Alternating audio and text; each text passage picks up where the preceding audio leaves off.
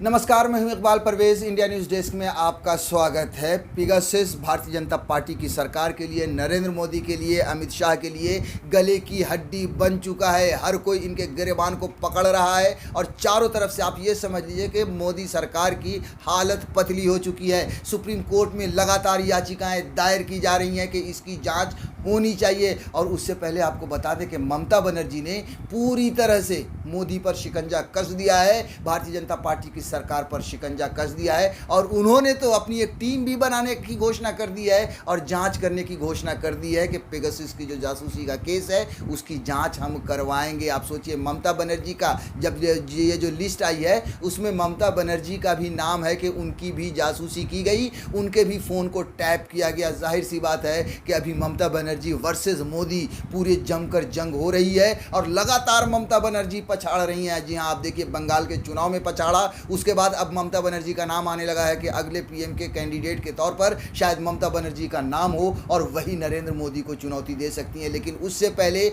ममता बनर्जी ने एक और कड़ा प्रहार किया है कि उन्होंने जांच के लिए एक टीम बनाने की घोषणा की है और पेगासस की जांच करवाएंगी। साथियों, नरेंद्र मोदी की हालत पतली हो चुकी है। इधर जो है सो विपक्ष हमलावर है ही है। हर रोज़ संसद में हंगामे हो रहे हैं, संसद की कार्रवाई को स्थगित की जा रही है। लोग जो है सो समझ लीजिए कांग्रेस पूरी तरह से हमलावर है और भी विपक्षी दल सारे लोग हमलावर हैं, क्योंकि इस देश की सुरक्षा और आम इंसान की ज़िंदगी की जो प्राइवेसी है उस पर बहुत ही बड़ा सवाल उठ गया है। क्योंकि नरेंद्र मोदी ने अपनी सत्ता को बनाने के लिए, अपनी सत्ता को कायम करने के लिए देश की हर किसी को, यहाँ तक कि देश की सुरक्षा को भी दांव पर लगा दिया। इस तरह का विपक्ष आरोप लगा रहा है। साथियों, अब हम बता दें कि क्या है असल में जो ममता बनर्जी ने पेगासस जासूसी कांड, ममता सरकार कराएगी मामले की जांच, आयोग का किया गठन, एक आयोग बना दिया है इन्होंने। देखिए, पेगासस स्पाईवेयर के जरिए बड़ी हस्तियों के कथित जासूसी कांड में केंद्रीय सरकार का नाम सामने आने के बाद पश्चिम बंगाल की मुख्यमंत्री ममता बनर्जी ने अहम फैसला लिया है। दरअसल मुख्यमंत्री ममता बनर्जी ने इस मामले की जाँच के लिए एक आयोग के गठन की घोषणा की है। मुख्यमंत्री की अध्यक्षता में सोमवार को ही मंत्रिमंडल के विशेष बैठक में आयोग गठित करने का फैसला किया गया है, जिसके सदस्य रिटायर्ड न्यायाधीश होंगे। सीएम ममता बनर्जी ने कोलकाता में एक संवाददाता सम्मेलन में कहा, हमें लगा था कि फ़ोन हैक किए जाने की जांच के लिए केंद्र कोई जांच आयोग गठित करेगा या अदालत की निगरानी में जांच का आदेश दिया जाएगा, लेकिन सरकार कुछ नहीं कर रही है, इसलिए हमने इस मामले की पड़ताल के लिए जांच आयोग गठित करने का फैसला किया है। जाहिर सी बात है, नरेंद्र मोदी की सरकार अपने ऊपर तो जांच बिठाएगी नहीं, किसी कीमत पर भी नहीं बिठाएगी। तो चौतरफा उन पर हमला हो रहा है और हर रोज़ खुलासे हो रहे हैं। देख लीजिए, ममता बनर्जी ने जांच के लिए अपनी की घोषणा कर दी है, एक आयोग का गठन कर रही हैं। उसके अलावा सुप्रीम कोर्ट में भी याचिका पर याचिकाएं दायर की जा रही है और ये मांग की जा रही है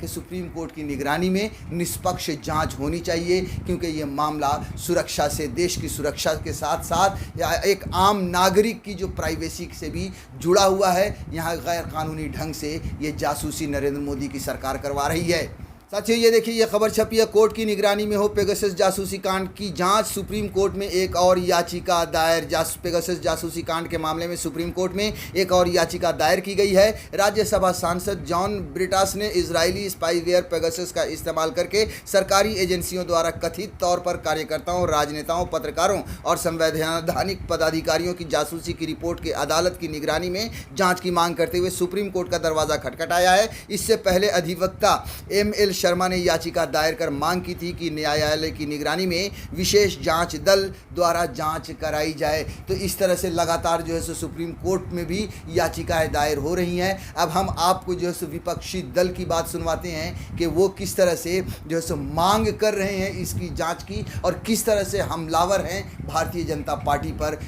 सभी पार्टी के लोग मिलके फिर एक बार हमने पेगासस इश्यू उठाया और फार्मर्स का भी उठाया।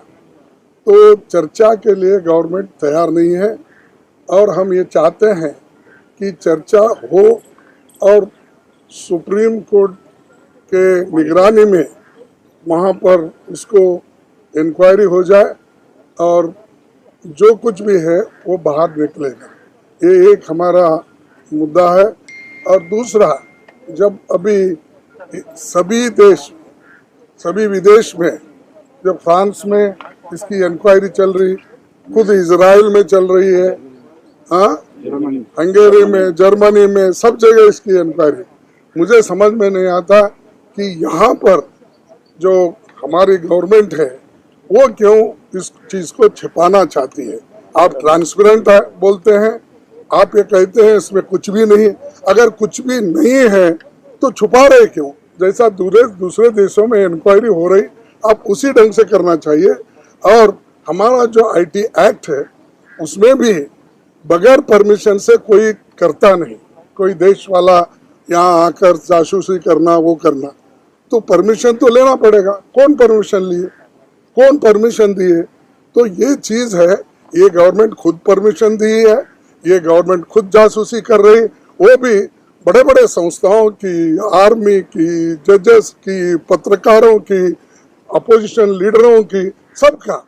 तो ऐसा दुनिया में मैं समझता हूँ कोई भी डेमोक्रेसी जो डेमोक्रेसी तत्वों के ऊपर चलती है वो तो नहीं करेंगे। यहाँ तो डिक्टेटरशिप है। और वो मोदी जी किसी भी डेमोक्रेटिक इश्यूज को या डेमोक्रेटिक तरीके से इश्यू को सुलझाने के लिए वो तैयार नहीं है। साथियों, जिस दिन से ये पेगासस जासूसी कांड का खुलासा हुआ है उसके बाद से लगातार विपक्ष इसी तरह से हमलावर है। और जैसा कि मैंने पहले भी कहा कि सदन की कार्रवाई तक को भंग की जा रही है, सदन में भी हंगामे हो रहे हैं, चाहे वो लोकसभा हो या फिर राज्यसभा। हर रोज़ नए नए खुलासे हो रहे हैं। विपक्ष ने तो यहाँ तक, और आरटीआई से खुलासा एक और हो गया है कि भैया हालत देखिए, सरकार जो है सो ये नहीं कह रही कि उसने नहीं करवाया, या अलग अलग तथ्य दे रही है विपक्ष, जो हम आगे आपको सुनवाने वाले हैं कि किस तरह से और कहाँ से पेगासस की जासूसी के लिए पैसे आए, ये भी किस तरह का आरोप लगा रहे हैं विपक्ष और कांग्रेस। आप खुद देखिए कि इसके लिए पैसे जो करोड़ों रुपए जो खर्च हुए हैं वो कहां से वहां पहुंचे हैं, ये आरोप जो है सो कांग्रेस लगा रही है। आप देखिए, सीधा सवाल है कि क्या सरकार ने ये पेगासस नाम का जो जासूसी स्पाईवेयर है खरीदा है या नहीं। इस बात का जवाब सरकार अभी तक तो नहीं दे पाई, और ना भी नहीं कर रहे। हाँ भी नहीं करते, ना भी नहीं करते। एक होता है जी नेशनल सिक्योरिटी काउंसिल सेक्रेटेरिएट, सचिवालय है नेशनल सिक्योरिटी काउंसिल का।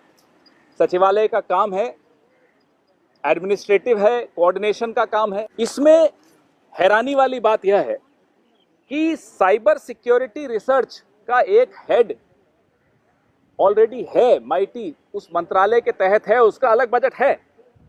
तब सवाल यह उठता है कि आपने फिर से एक नया हेड इसमें क्यों डाला, cyber security research and development के नाम से, और 30 करोड़ के बजट, 33 करोड़ के बजट को 333 करोड़ रुपए क्यों किया, और वो भी 2017-18 में जब यह जासूसी प्रकरण प्रारंभ हुआ। इसका कारण बताइए कि ये 333 करोड़ आपने क्यों बढ़ाया। जो चीज 33 करोड़ में सेक्रेटेरियल सर्विसेज का काम जो विभाग देख रहा था उसका बजट बढ़ा देना। और मैं आपके समक्ष ये तमाम बजट के आंकड़े, सरकारी आंकड़े हैं, ये साथ में रख रहा हूं।